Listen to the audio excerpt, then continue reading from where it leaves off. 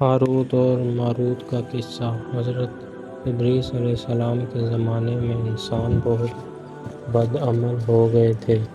فرشتوں نے بارگاہ الہی میں عرض کیا کہ مولا انسان بہت بدکار ہے اور یہ خلافت کے لائق نہیں ہے، انہیں معزول کر دیا جائے یا کم از کم خلیفہ یہ رہیں اور وزیر ہم، تاکہ ہم ان کے بگڑے کام سنبھال لیں۔ رب تعالیٰ کا ارشاد ہوا کہ اس کو غصہ اور ثبوت دیا گیا ہے جس سے زیادہ گناہ کرتا ہے۔ اگر یہ چیزیں تم کو ملیں تو بھی تم بھی گناہ کرنے لگو۔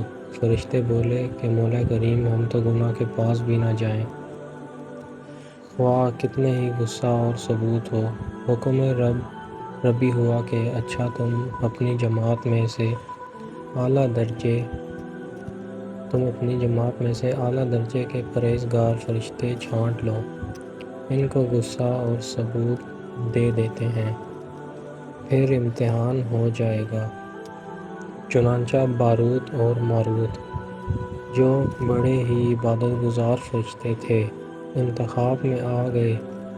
حق تعالیٰ نے ان کو یہ چیزیں یعنی غصہ اور ثبوت دے کر شہر بابل میں اتار دیا اور فرمایا کہ تم قاضی بن کر لوگوں کا فیصلہ کیا کرو اور روزانہ اسم اعظم کے ذریعے شام کو آسمان پر آ جایا کرو۔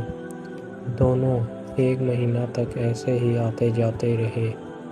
اتنا عرصہ میں ان کے عدل و انصاف کا عام چرچا ہو گیا اور بہت مقدمے ان کے پاس آنے لگے۔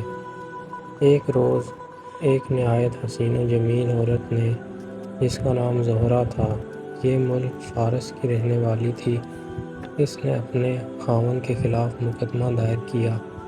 یہ دونوں اسے دیکھتے ہی عاشق زار ہو گئے، اس سے برے کام کی خواہش کی۔ اس نے کہا میرا دین کچھ اور ہے اور تمہارا دین کچھ اور اختلاف ہوتے ہوئے یہ نہیں ہو سکتا۔ نیز میرا شوہر بہت غیرت مند ہے، اگر اسے خبر لگ گئی تو مجھے قتل کر دے گا، لہٰذا پہلے تو آپ میرے بت کو سجدہ کرو، پھر میرے شوہر کو قتل کرو، پھر میں تمہاری اور تم میرے۔ انہوں نے انکار کر دیا۔ وہ چلی گئی مگر ان کے دل میں سے اس کے عشق کی آگ بھڑک گئی۔ آخر اسے پیغام بھیجا کہ ہم تیرے گھر آنا چاہتے ہیں۔ سر آنکھوں پر یہ دونوں اس کے گھر پہنچ گئے۔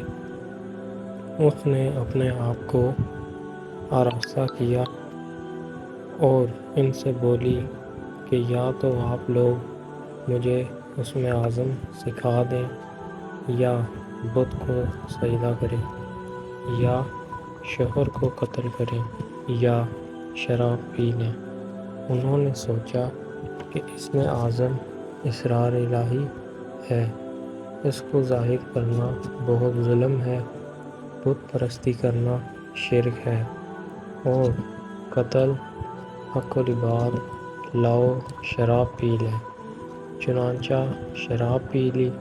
جب شراب پی کر مست ہو گئے، زہرہ نے ان سے بت کو سجدہ بھی کروا لیا، اپنے شوہر کو قتل بھی اور اسم اعظم بھی پوچھ لیا۔ زہرہ تو اسم اعظم پڑھ کر صورت بدل کر آسمان پہنچ گئی۔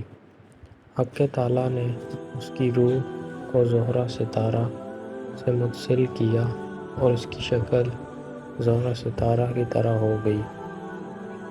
جب ان کا نشہ اترا تو یہ اسم اعظم بھول چکے تھے اور اپنے کیے پر نادم و شرمندہ تھے۔ حق تعالیٰ نے فرشتوں سے فرمایا کہ انسان میری تجلی سے دور رہتا ہے۔ یہ دونوں شام کو حاضر بارگاہ ہوتے تھے، پھر بھی شہوت سے مغلوب ہو کر سب کچھ کر بیٹھے۔ اگر انسان سے گناہ سرزد ہوں تو کیا تعجب ہے۔ تمام فرشتوں نے اپنی خطا کا اقرار کیا اور زمین والوں پر بجائے لعن طعن کرنے کے ان کے لیے دعائے مغفرت کرنے لگے۔ حق تعالیٰ نے اس کی روح کو زہرہ ستارہ سے متصل کیا اور اس کی شکل زہرہ ستارہ کی طرح ہو گئی۔ اپنی خطا کا اقرار کیا اور زمین والوں پر بجائے لعن طعن کرنے کے ان کے لیے دعائے مغفرت کرنے لگے اور بت کو سجدہ بھی کروا دیا۔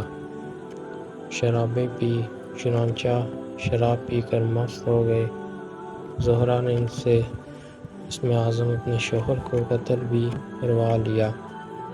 پوچھ لیا زہرہ تو اسم اعظم پڑھ کر صورت بدل کر آسمان